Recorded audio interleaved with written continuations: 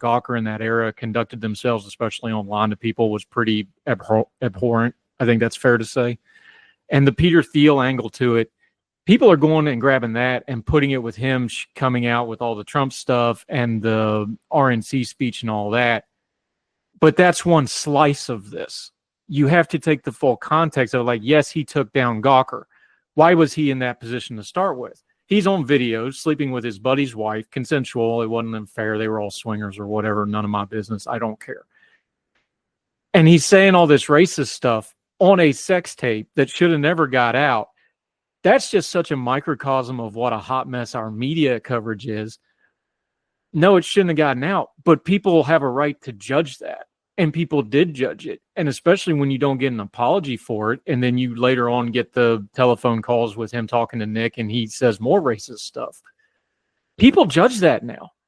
And just winning a court case or just showing up at an RNC, there's a segment of the media now that wants to wash all the rest of it away because it fits their current narrative. That's why I started out saying, like, you have the cable TV era, you have the reality TV era, then you have the viral video era, and Hogan encompasses all that, and it affected him in different ways. And I think it's a fascinating Rosetta Stone into our culture and how we're doing media nowadays.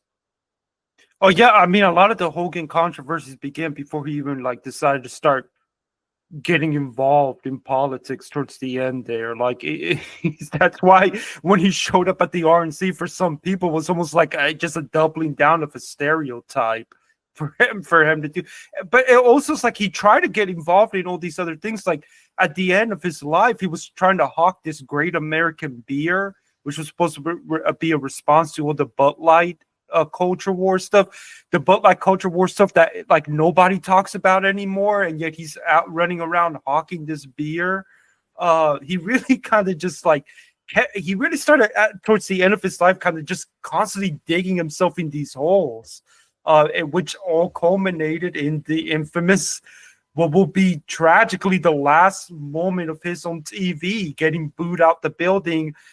A building that, as you could argue, is as filled as it is because of his contributions to wrestling, and yet here he is getting booed out the building by these people, no longer beloved. And yeah, I mean, it's just amazing to see what happened to him.